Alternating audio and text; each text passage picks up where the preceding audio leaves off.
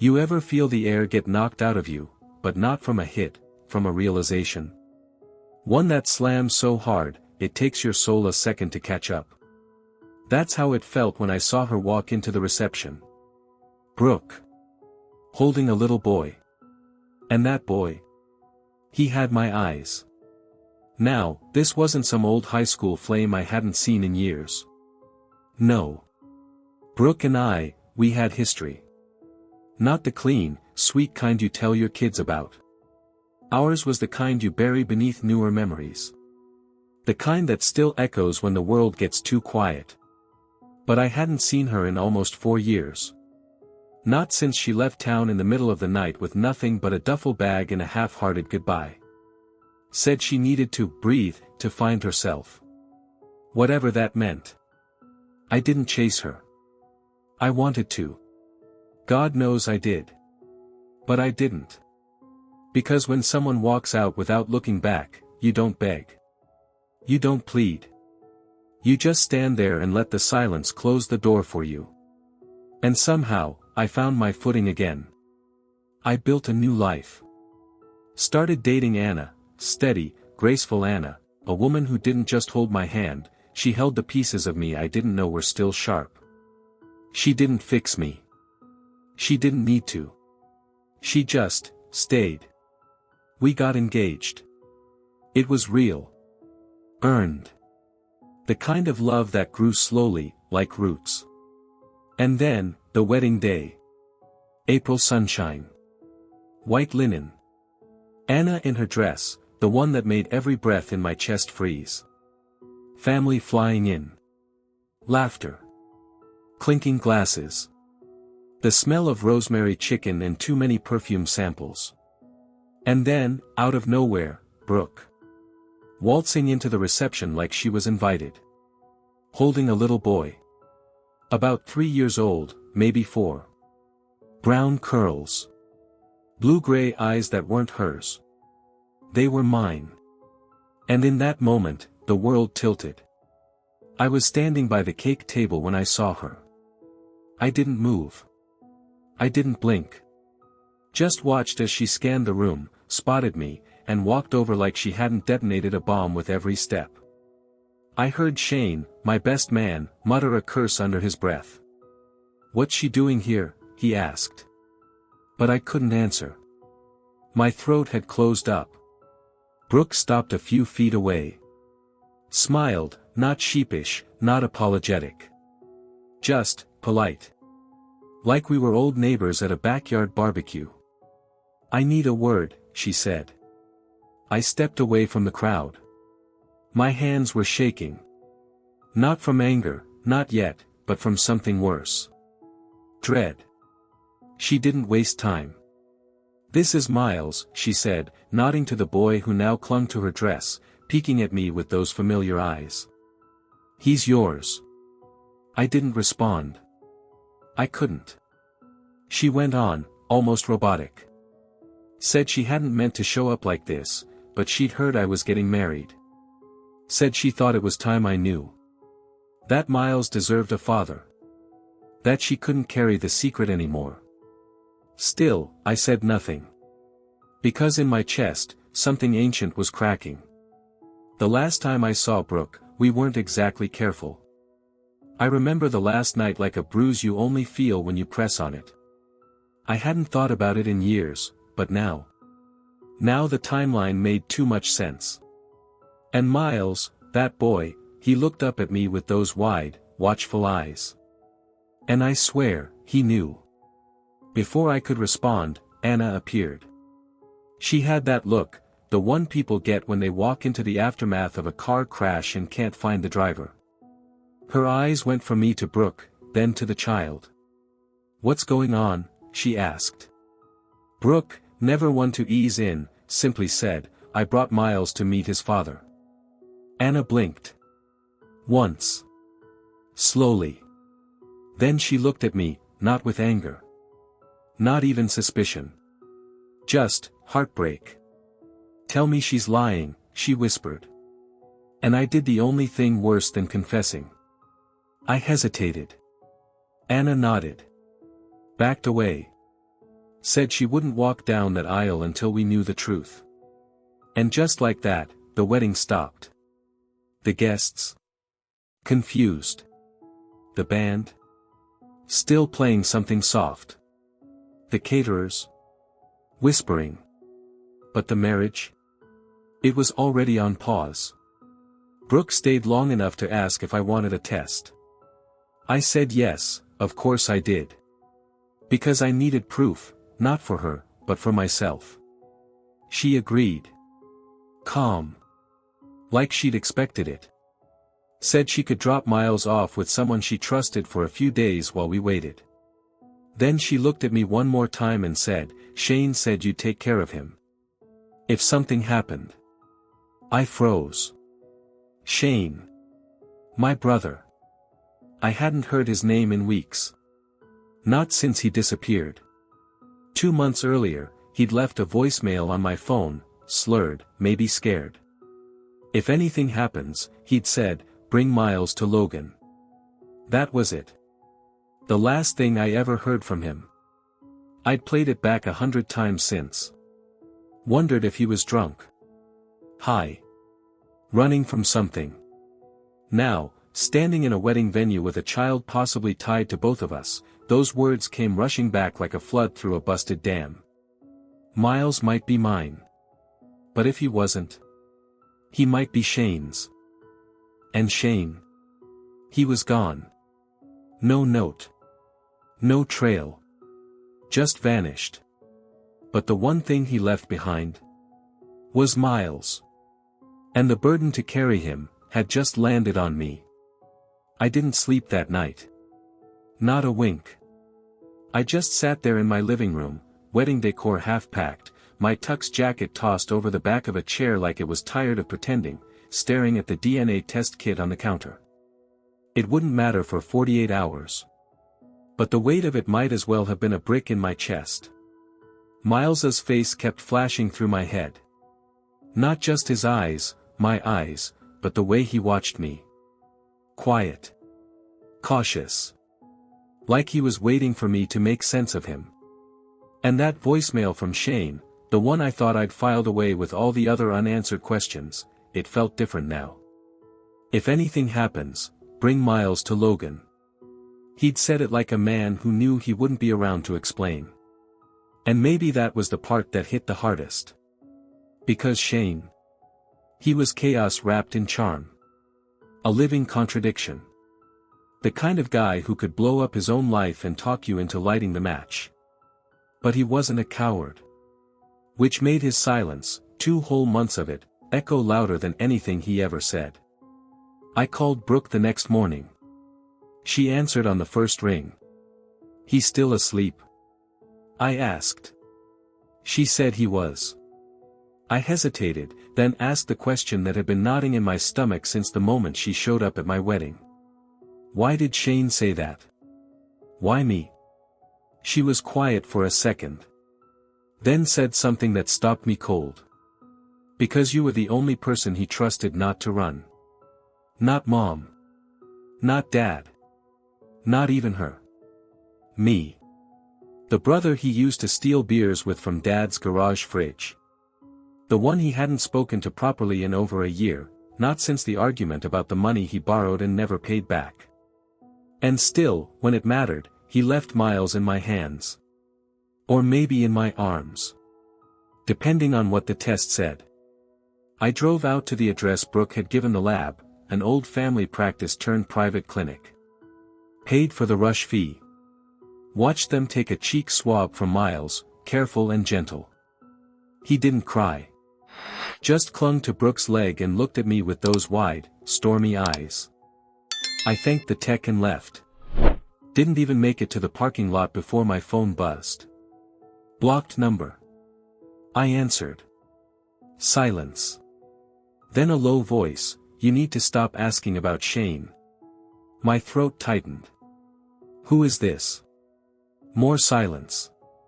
Then the line went dead.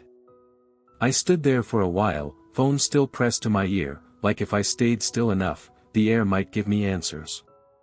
It didn't. Instead, the wind picked up, scattering a few leaves across the cracked sidewalk. Shane was in trouble. Had been for a while, apparently. And now, whatever he'd gotten into, it wasn't done with him. Or with me. I drove to Anna's. Didn't call. Just showed up like a man with a storm in his back pocket. She opened the door in leggings and an old college sweatshirt, the one I'd always liked because it made her look 10 years younger and exactly like herself. She didn't slam the door. Didn't cry. Just looked at me like she'd aged 3 lifetimes since yesterday. "I can't fix this," she said. "I know. But I can't walk away without knowing what's real." I nodded. "The test is in motion," I said. "But Shane, he's missing. And something's wrong."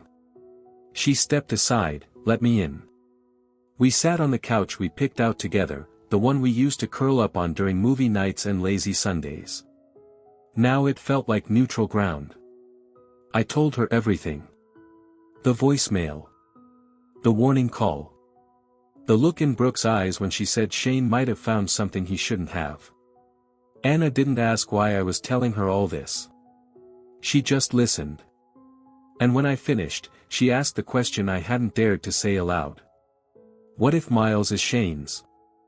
I stared at the coffee table. Then said, then he's still mine. She looked at me, really looked. And I saw something soften in her. Not forgiveness. Not yet. But maybe, understanding. He deserves the truth, she whispered. So do you, I said. I won't ask you to wait. I just wanted you to know where I am. Anna nodded once. And then she said something I didn't expect. Whatever happens, that boy didn't ask to be part of this mess. She stood, walked me to the door. And before I left, she put her hand on my chest, right over the part that hadn't stopped aching since yesterday, and said, don't let him feel like a mistake.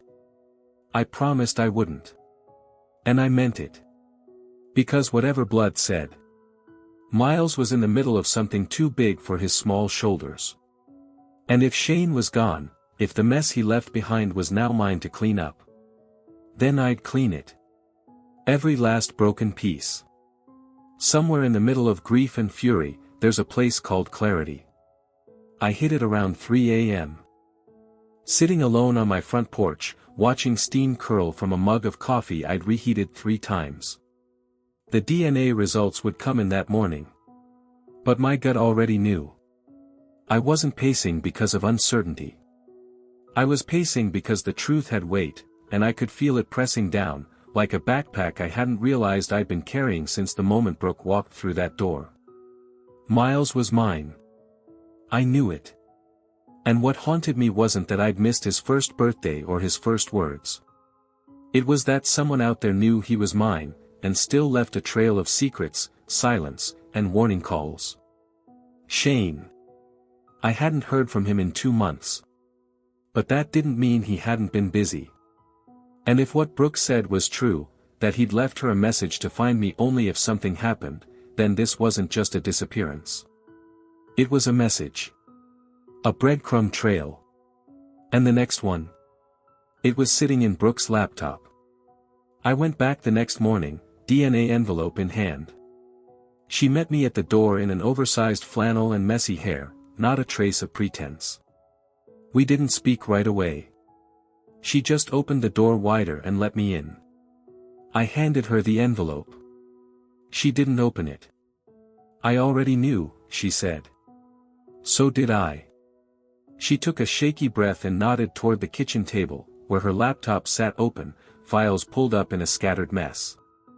He told me not to look until, well, you know. And even then, only if someone came looking. I sat down across from her, scrolling through a folder labeled August 19th, the day our cousin Theo died. Shane never got over that crash.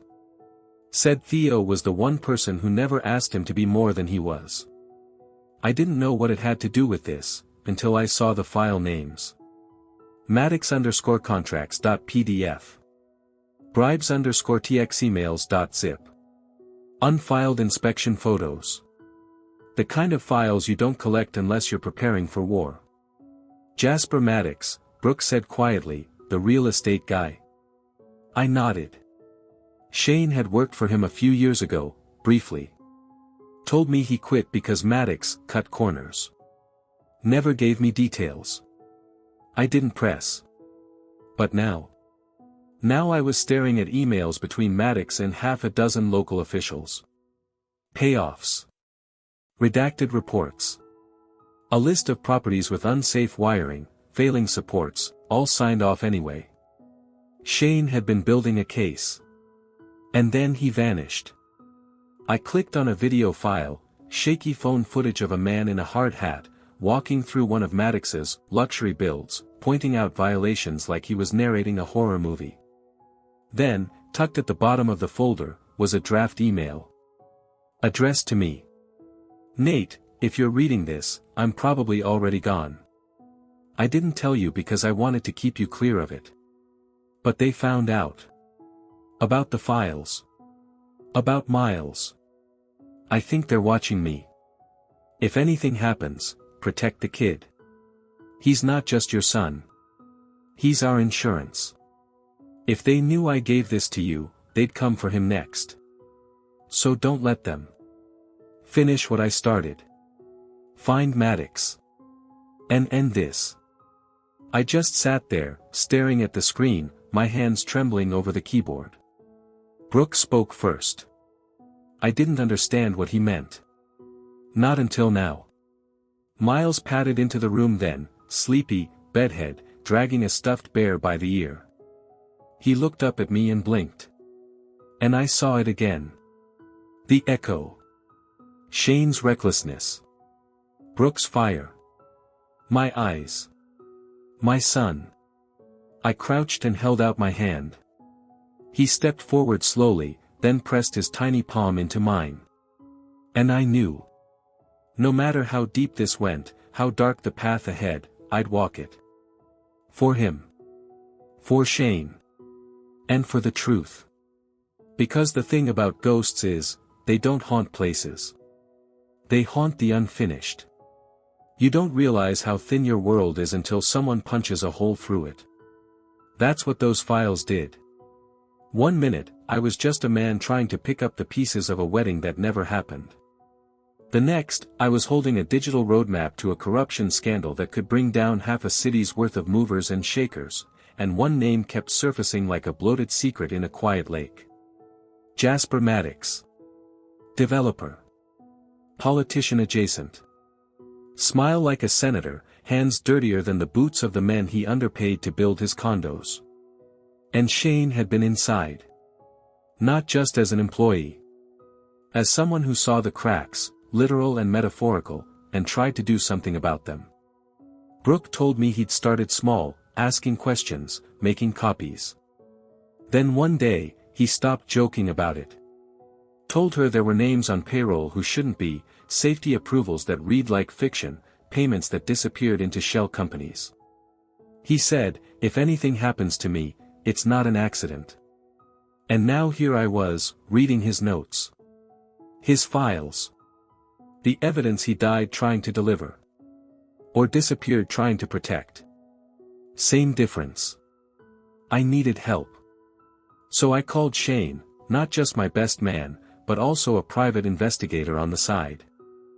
The kind of guy who once tracked down a stolen Mustang across 3 state lines just because the guy was too cocky not to leave a trail.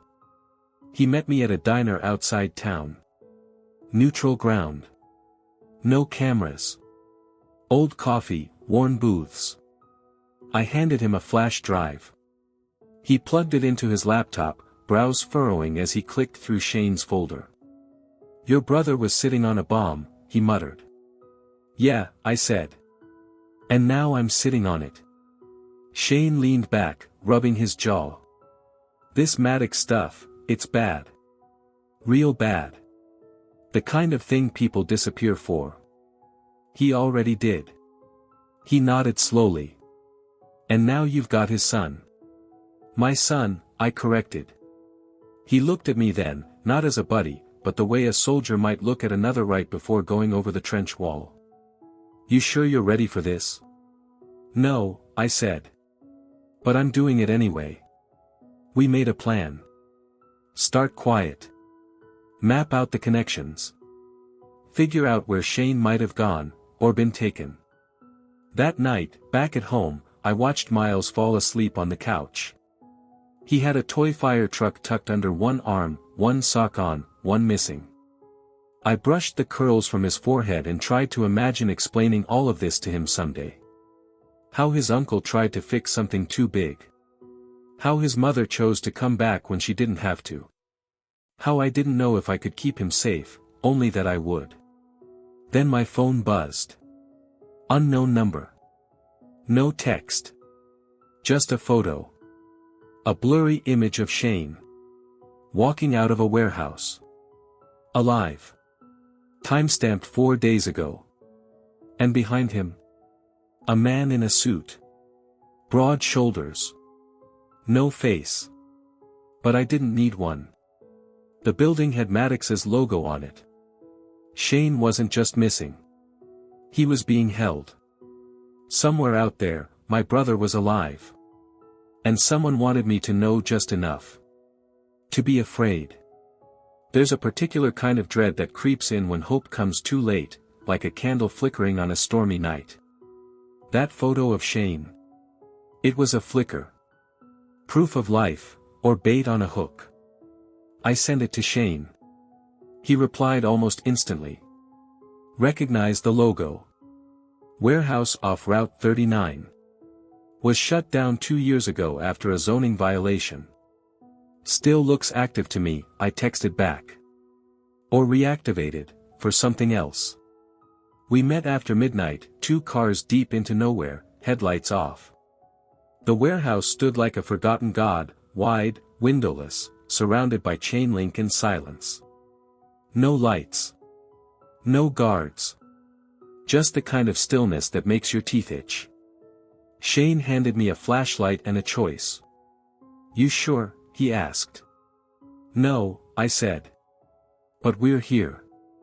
The fence was easy. Rusted through in spots. We slipped in through a side gap, boots crunching gravel too loud in the quiet. There was a side door. Locked, but not solid. Shane handled it, quiet, quick. Inside, the air was thick with mildew and something else. Something metallic. It was empty. At least at first glance. Just rows of broken shelving, crates stacked high, and that eerie hum buildings get when no one lives in them anymore. Until we heard the cough. Faint. Muffled. Coming from behind a wall of crates near the far end. We followed it. No weapons. Just instincts and adrenaline. And there he was. Shane. Slumped in a folding chair. Hands zip-tied. Lips split. Eyes swollen, but alert. He blinked like he didn't believe it. Nate? I moved fast, cutting the ties, catching him before he fell forward. Is he okay? He rasped. Miles is safe, I said. That was when I saw it, the flicker of relief that only a father could wear. And suddenly I knew. It hadn't been a guess. He wasn't just protecting his nephew. Miles was his. Shane collapsed into me. Shaking. Breathing like it hurt. They know, he whispered. Maddox's people. They were watching Brooke. Thought she had the files. When I ran, I figured they'd use Miles to pull me out. My chest tightened. So you used me, I said. I trusted you, he replied. Because I knew you'd protect him. More than anyone else ever could. Before I could answer, Shane hissed from the shadows. Lights. Outside. We barely made it out. No gunfire. No chase. Just shadows moving where there hadn't been any before. Back at the car, Shane passed out cold. We didn't go home. We went to the one place I knew no one would look, our old fishing cabin, up in the hills. It wasn't safe. Not yet. But it was quiet. And for the first time in weeks, I could finally see the shape of the truth.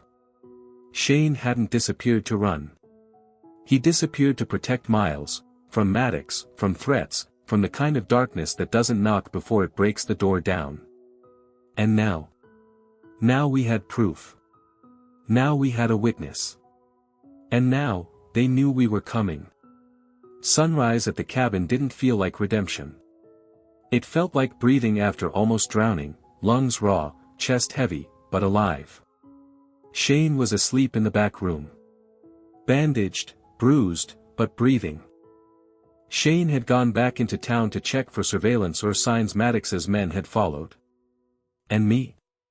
I was sitting on the porch with Miles asleep against my chest, listening to the wind tug at the trees like it was trying to remind me, "You're still here." I looked down at the boy in my arms. My son.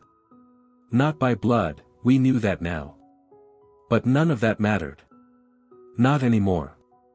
Shane had told me the truth in bits and pieces between fevers and flinches. Maddox's operation was bigger than zoning violations and forged permits. It was money laundering, construction fraud, even threats to whistleblowers, like the one Shane had become. He hadn't intended to involve Brooke, but once Maddox's people realized he had a child, they saw leverage. And Brooke? She ran. Straight to the one person Shane knew wouldn't fold. Me. His brother. The one he hadn't spoken to in a year. The one he trusted anyway. And that stayed with me. That night, Shane returned. "They're scrambling," he said, tossing a folder on the table. "Maddox's guy filed a shell company closure this morning. One of the men who worked security at the warehouse skipped town last night. Someone's pulling strings fast. We had everything we needed, documents, emails, Shane's testimony. It wasn't about revenge anymore. It was about finishing the story. We contacted a reporter, an old friend of Shane's who specialized in local corruption. A woman named Sarah with a voice like cold steel and a spine twice as strong. We gave her everything. Every file. Every name. She didn't blink. Within 2 days, the first article went live. Then another. And another. Maddox was arrested within a week. Not for everything, not yet, but enough. Enough to pull the thread loose. Enough to make people look closer. The fallout was messy. Shane agreed to testify. Under protection, with Brooke and Miles relocated to a safe place until the dust settled. It wasn't forever, but it was something. And me? I stood still for the first time in what felt like months. Anna called the day the news broke. She didn't say much. Just, I read it. All of it. I said, "I'm sorry." She was quiet for a while, then said, "You protected that boy like he was yours." "He is." "I know." Another pause. "I don't know what we are," she said. "Me neither," I replied. "But I still want to find out." It wasn't a promise. But it was a hand held out in the dark. Weeks passed. Shane got stronger. Quieter, too, like a man learning how to exist again without running. We talked sometimes, not about the past, but about the future. About Miles. About how to be two flawed men trying to raise a good one. Brooke and I found a rhythm. Not romantic, not even particularly warm, but honest. And in some strange way, that was enough. And Miles? He started calling me Dada one morning without warning. Brooke looked surprised. Shane didn't. I just nodded and said, "That's okay, buddy. I'll always be here." Because love, real love, doesn't come with contracts. It comes with presence. One night, Shane and I sat on the cabin porch, beer bottles between us, the fire crackling low. He looked over at me and said, "You ever think we'd end up here?" I shook my head. "Not like this." He smiled, wincing. I messed up a lot of things. Yeah, I said. But you didn't run this time. He looked down. Didn't have to. You stayed. And that was the whole story, wasn't it? I'd always been the one to stay. And now, finally, so had he. We went back home eventually. The cabin served its purpose: sanctuary, silence, healing. Now it was time to build again. Miles's photo sits on my desk, the first one he drew for me. A stick figure with a tie, labeled "Dad" in messy block letters. Every time I look at it, I remember how close I came to missing him entirely. Anna and I are talking. No plans. No pressure. Just two people rebuilding trust brick by careful brick. The wedding that never happened. It doesn't haunt me anymore. Because life didn't end that day. It just rerouted. And what I got in return wasn't less. It was real. Love that stayed, not because it was easy, but because it chose to. So if you ask me now who Miles is to me, I won't hesitate. He's mine. Not because of blood. Because of everything that followed. And Shane. He's still around. Still rough around the edges. Still fighting guilt with dry jokes and long silences. But he shows up. For Miles. For himself. Even for me. And that's what matters. Because in the end, families aren't defined by the messes we make. They're defined by the ones we clean up. Together. The end. And maybe. That's what love really is. Not perfect. Not easy. Just chosen. Again and again.